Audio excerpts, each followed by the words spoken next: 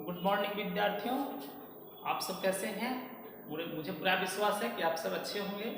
आज हम विद्यार्थी बायोलॉजी का जो 10th क्लास का बायोलॉजी है उसका फर्स्ट चैप्टर आज आप लोग को समझाने का प्रयास करेंगे और आप देखिए, समझने का प्रयास कीजिए। ना समझ में आए तो अपना विचार कमेंट सेक्शन में ज़रूर लिखिए। तो विद्यार्थी, हम लोग को क्लास 10th में फर्स्ट लेसन में जो पढ़नी है वो जैव पराक्रम के बारे में पढ़नी है। यानी जैव पराक्रम क्या है, लाइफ प्रोसेस इसको अंग्रेजी में बोलते हैं। यानी जीवों में होने वाली क्रियाएं, समझ गए ना। जीव जो है, जितने भी प्रकार के जीव हैं उसको इस पृथ्वी पर जीवित रहने के लिए अनेक प्रकार की क्रियाएं करनी पड़ती हैं। उसके शारीरिक आंतरिक क्रियाएं, बाहरी क्रियाएं, है ना, उसमें अनेक प्रकार की क्रियाएं संपन्न होती हैं। ऐसे पृथ्वी का निर्माण जो है, यहाँ का वातावरण का निर्माण जो है, जैविक और अजैविक दोनों प्रकार के घटकों से मिलकर होती है। यानी कि हम बोले सजीव और निर्जीव दोनों प्रकार के घटक मिलकर के ही इस पृथ्वी का निर्माण किए हैं, है ना। इस पृथ्वी पर जीवों की अगर उत्पत्ति है तो उसमें जैविक और अजैविक घटक दोनों की उपस्थिति है, सजीव और निर्जीव दोनों की उपस्थिति है। तो बात आती है कि सजीव क्या है सर, निर्जीव क्या है। तो सजीव हम कहते किसको है, तो सजीव आप पढ़े होंगे बचपन में, जिसमें जान हो, जो भोजन करता हो, है ना, जो मरता हो, जो सांस लेता हो, जो प्रजनन करता हो, वो क्या है, सजीव है। लेकिन कुछ जीव ऐसे हैं जो देखने में तो बाहर से एकदम मृत जैसे लगेंगे, लेकिन वो है सजीव, वो निर्जीव नहीं है। एकदम निर्जीव की भांति देखने में लगेंगे लेकिन वो निर्जीव नहीं है, वो क्या है, सजीव है। तो एक सजीव का यहाँ पे और थोड़ा सा डिफिनेशन होता है कि जिसमें आणविक गति हो, यानी वैसे जीव जिसके में आणविक गति हो, यानी उसकी कोशिकाओं में आणविक गति हो। क्योंकि कोशिका के आधार पर आप सब जानते हैं कि जीव दो प्रकार के होते हैं, एक कोशिकीय जीव और बहुकोशिकीय जीव। कुछ जीव ऐसे होते हैं जो सूक्ष्म होते हैं, जो नंगे आंखों से दिखाई हम लोग को नहीं देते हैं। तो विद्यार्थी, जिसमें आणविक गति हो उसको हम सजीव कहते हैं, और जिसमें आणविक गति नहीं हो उसको हम क्या कहते हैं, निर्जीव कहते हैं। सिंपल सी बात, आप इतना समझ लें। ऐसे सजीव और निर्जीव के मतलब समझ गए होंगे। जो सांस लेता है वो सजीव है, जो सांस नहीं लेता है वो क्या है, निर्जीव है। इस प्रकार से सजीव और निर्जीव में डिफरेंट हम देख सकते हैं, है ना। सजीव का मतलब अपने समान जीवों की उत्पत्ति करता है, निर्जीव जो है अपने समान जीवों की उत्पत्ति नहीं करता है, समझ गए ना। सजीव में गति होते हैं, निर्जीव में कोई गति नहीं होता है। सजीव में वृद्धि होती है, एक प्राकृतिक तौर से वृद्धि होती है ना। वो उम्र के अनुसार अपने क्या होते हैं, हाइट में वेट में उसकी वृद्धि हो सकती है, समझ गए ना। हाइट में तो बिल्कुल वृद्धि होगी, समझे ना। तो ये जैव प्रक्रम के क्रियाओं के अंतर्गत ही आता है। और इस तरह से जीवों में अनेक प्रकार के जैव क्रियाएं होते हैं। जैव प्रक्रम का मतलब होता है कि अपने शरीर को संचालित रखने के लिए, इस पृथ्वी पर हमको जीवित रखने के लिए जो भी क्रियाएं हमारे शरीर में हो रही है वो सब क्या है, जैव प्रक्रम है, लाइफ प्रोसेस है। अपने आप को मेंटेन रखना है, इस पृथ्वी पर जीवित रखना है, तो मेंटेन रखने के लिए जितनी भी क्रियाएं हम सब करते हैं वो सब क्या है, लाइफ प्रोसेस के अंतर्गत आता है। इन लाइफ प्रोसेस में हमारे शरीर के अंदर कई क्रियाएं होती है। जो क्लास 10th में कुछ क्रियाओं के बारे में जानकारी लेनी है ना, उसके बारे में हम लोग को कुछ पढ़नी है, तो उस क्रियाओं के बारे में जानेंगे। हमारे क्रिया बॉडी में लगभग 8 से 9 प्रकार की क्रियाएं संपन्न होती है ना। तो वो क्रियाएं हैं, लेकिन यहाँ जो मुख्य रूप से पढ़नी है वो सबसे पहली क्रियाएं जो पढ़नी है विद्यार्थी, वो हम लोग के मानव शरीर की बात करें खास करके, तो मानव शरीर में जो सबसे पहली क्रियाएं पढ़नी है उसमें हम लोग पढ़ना है पाचन तंत्र, है ना। पाचन क्या है, पाचन तंत्र के बारे में पढ़ना है। पाचन तंत्र है, समझ गए ना, डाइजेस्टिव सिस्टम इसको अंग्रेजी बोलते हैं। और पाचन तंत्र के लिए जो भी हमारे शरीर में ऑर्गन सिस्टम डेवलप हुए हैं उसके लिए विशेष प्रकार के ऑर्गन्स हैं। तो पाचन तंत्र को देखें तो पाचन तंत्र के जो मुख्य ऑर्गन्स होते हैं वो क्या होते हैं, अमाशय हैं। पाचन तंत्र के जो मुख्य ऑर्गन्स हैं विद्यार्थी वो अमाशय हैं। अगर उसी प्रकार से हम देखें तो हमारा एक तरह से चैप्टर भी हो गया, लेसन्स भी है ना, पाचन तंत्र। अब सिर्फ हम ये पाचन तंत्र अब यहाँ पे हम लोग तो पढ़ ही रहे हैं कि पाचन तंत्र मानव में कैसे होता है, तो यहीं पे इस पौधों के बारे में पढ़ना है कि पौधे अपना भोजन का निर्माण कैसे करते हैं, उसमें वो ऊर्जा का निर्माण कैसे होता है, उसमें भी पढ़ना है। तो पाचन तंत्र के बाद दूसरे जो चैप्टर में हम लोग पढ़ेंगे उसमें पढ़ेंगे हम लोग श्वसन तंत्र, है ना। श्वसन तंत्र के बारे में पढ़ेंगे। श्वसन तंत्र, जिसको अंग्रेजी में हम लोग उद्यार्थी बोलते हैं, रिस्पिरेटरी सिस्टम, और इसके प्रमुख अंग जो होते हैं विद्यार्थी, उसका नाम है, देखो मानव की बात करें तो श्वसन तंत्र के जो मुख्य ऑर्गन्स जो होंगे, है ना, उसका जो ऑर्गन्स होगा श्वसन तंत्र का, उसका नाम है लंग्स, यानी हिंदी में हम बोलते हैं फेफड़ा। क्या बोलते हैं? फेफड़ा, है ना, फेफड़ा कहते हैं। नेक्स्ट उसके बाद अगर देखें तीसरे में देखें तो श्वसन तंत्र के बाद हम लोग को पढ़ना है उत्सर्जन तंत्र। उत्सर्जन तंत्र पढ़ना है, उत्सर्जन तंत्र के बारे में जानकारी लेनी है। उत्सर्जन तंत्र, और उत्सर्जन तंत्र का अगर मेन ऑर्गन्स देखें तो इसका होता है किडनी। आप नाम सुने होंगे, हिंदी में बोलते हैं गुर्दा, या फिर हम यकृत, इसको हम हिंदी में कह सकते हैं ब्रिक। क्या कह सकते हैं? ब्रिक बोल सकते हैं, ब्रिक, ब्रिक या गुर्दा भी कहा जाता है इसको, समझ गए।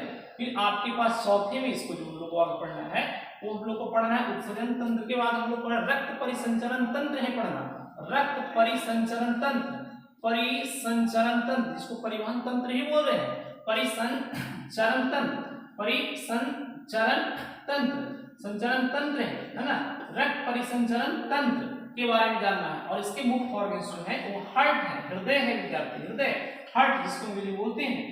उसके बाद हम लोग को दिन पढ़नी है 5 में रक्त परिसंचरण तंत्र के बाद जो है ना, रक्त परिसंचरण तंत्र हो गया तो उसके बाद हम लोग को पढ़ना है आप नर्वस सिस्टम जिसको हम लोग बोलते हैं, और एक तंत्रिका तंत्र के बारे में जानकारी लेनी है।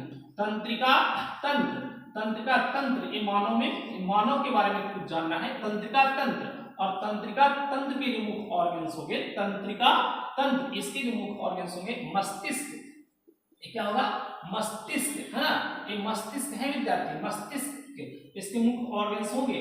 और एक आपके पास देख वहां पढ़ना है जो आपके पास छठा सिस्टम इसमें देखना है हम लोग को, वो हम लोग को देखना है प्रजनन तंत्र। ये देखिए, ये आपके पास मानव की अगर बात करें तो स्त्री और पुरुष, मेल और फीमेल्स इस पृथ्वी पर बायोलॉजिकल ढंग से 2 प्राणी बटे हुए हैं, एक होते हैं मेल और एक होते हैं क्या? फीमेल्स।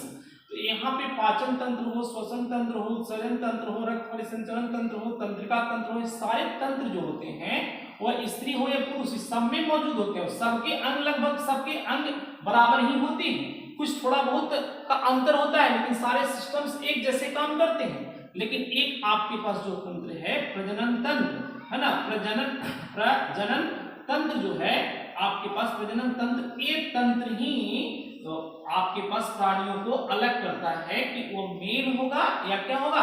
फीमेल होगा, है ना। प्रजनन तंत्र का मुख्य ऑर्गन्स अगर बात करें मादा को हम लोग फीमेल्स कहते हैं।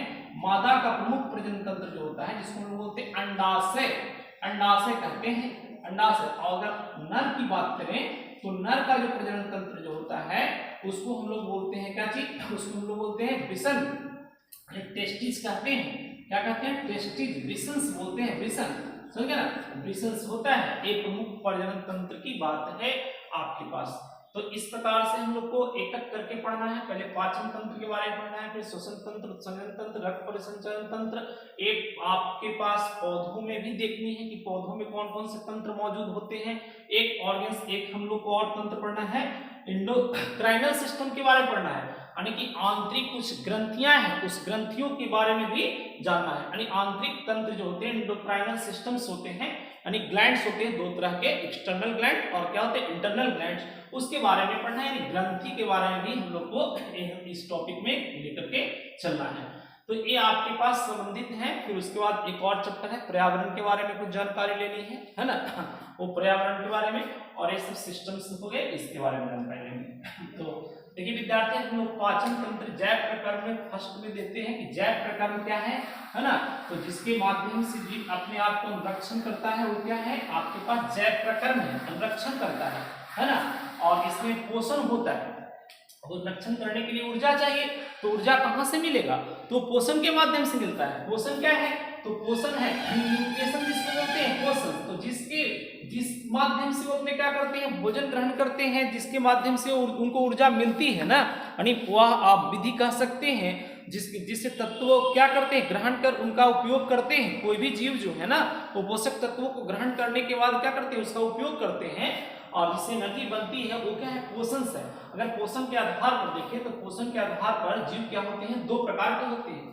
एक होते हैं स्वापोषी, आप 9th क्लास में ही पढ़े होंगे, स्वापोषी, और एक होते हैं क्या? परपोषी। स्वापोषी हम जिसको हम लोग ऑटोट्रॉप्स बोलते हैं, और एक होते हैं क्या चीज? परपोषी। एक जीव का नाम है क्या चीज? परपोषी होते हैं। परपोषी होते हैं। स्वपोषी और क्या होते हैं विद्यार्थी? परपोषी। स्वपोषी और क्या होते हैं? परपोषी। स्वपोषी क्या है सर? परपोषी क्या है? स्वपोषी कहने का मतलब कि वो सारे जीव जो अपना भोजन खुद से बना लेते हैं।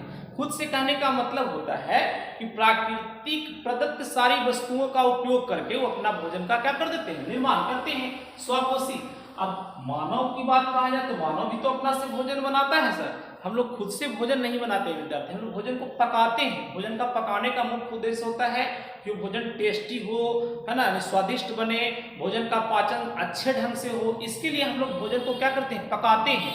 हम लोग किसी के द्वारा बना बनाया भोजन को क्या करते हैं? खाते हैं, है ना। हम लोग खुद से भोजन बनाते नहीं हैं। लेकिन कुछ स्वपोषी जीव जो हैं या पौधे हैं वो अपना क्या करते हैं? भोजन खुद से बना लेते हैं। प्राकृतिक में उपस्थित तत्वों का प्रयोग करते हैं और अपने भोजन का निर्माण करते हैं। उसको हम स्वपोषी कहते हैं। तो स्वपोषी कहने का मतलब एग्जाम्पल में स्वपोषी में क्या आते हैं? जितने भी ग्रीन प्लांट्स हैं, हरे पौधे जितने भी हैं, कुछ ऐसे जीव भी हैं, कुछ ऐसे जंतु भी हैं जो अपना भोजन बनाते हैं। तो हरे पौधे जितने भी हैं विद्यार्थी, हरे पौधे वो सब के सब क्या है? स्वपोषी हैं। और परपोषी का मतलब जितने भी जीव हैं, जंतु, जंतु कहने का मतलब है ना, जितने जंतु हैं वो परपोषी के अंतर्गत आते हैं। ये परपोषी के अंतर्गत आते हैं। जंतु ही नहीं, कुछ पौधे भी इसमें शामिल हैं। पौधे भी हैं, है ना, पौधे भी कुछ शामिल हैं परपोषी में। जंतु ही नहीं, परपोषी कुछ पौधे भी ऐसे होते हैं जो परपोषी होते हैं। तो स्वपोषी कहने का मतलब जो अपना भोजन खुद से तैयार कर लेता है उसको हम क्या कहते हैं? स्वपोषी कहते हैं। समझे ना। तो जितने भी हरे पौधे हैं वो स्वपोषी होते हैं। और हरे पौधे जिस माध्यम से भोजन बनाते हैं, जिस क्रियाओं के द्वारा भोजन बनाते हैं, उसको लोग, उस क्रिया को लोग प्रकाश संश्लेषण कहते हैं। तो हरे पौधे भोजन बनाते कैसे हैं सर? तो हरे पौधों को भोजन बनाने के लिए ये 4 आवश्यक तत्वों की आवश्यकता होती है। 4 घटक उनके लिए जरूरी होती है।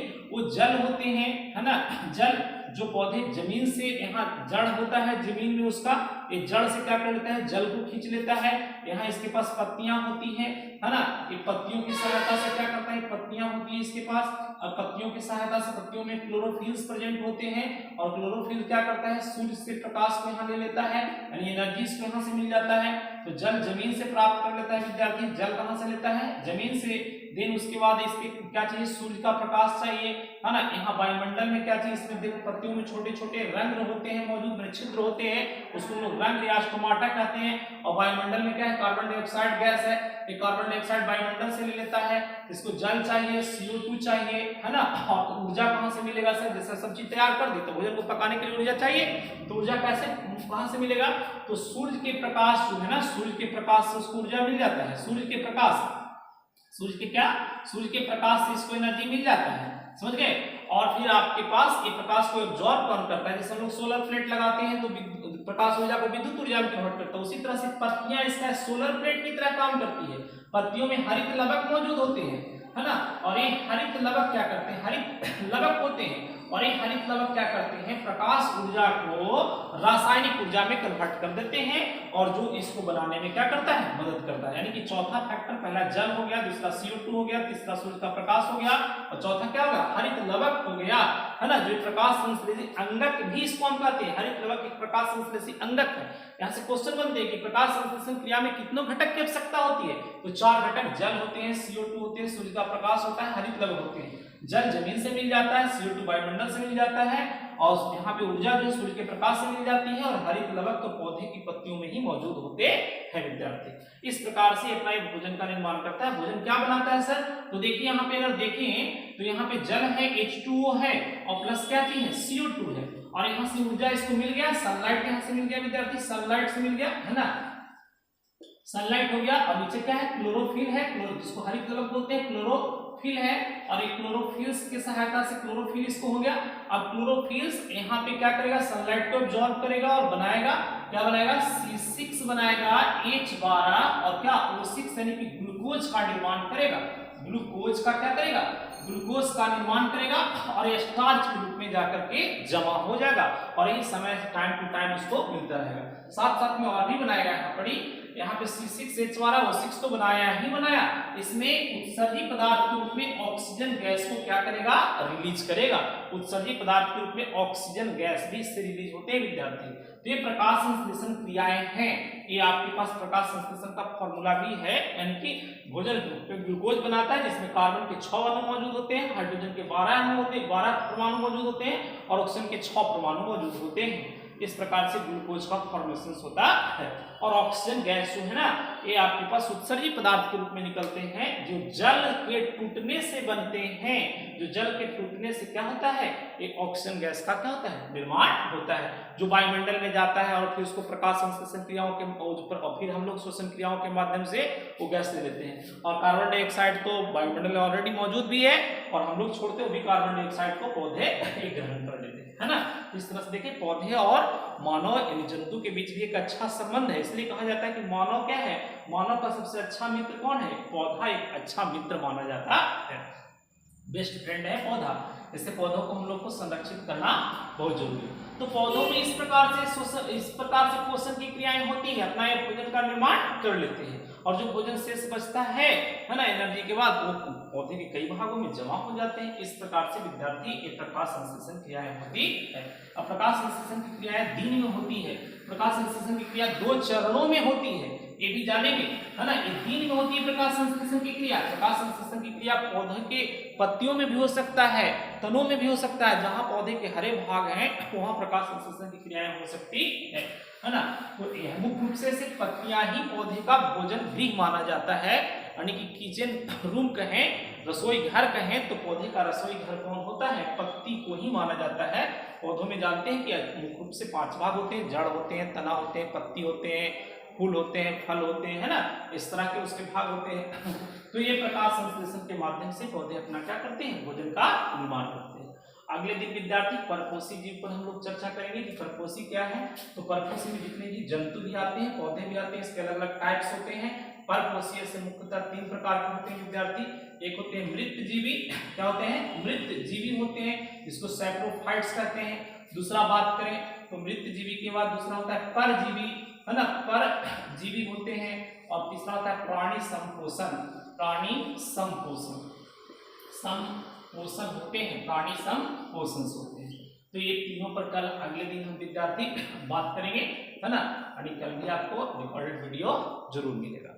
अगर अच्छा लगता है वीडियो विद्यार्थी तो आप लाइक करें और जो ना समझ में आए उसको कमेंट में अपना विचार जरूर प्रकट करें। धन्यवाद। आज का क्लास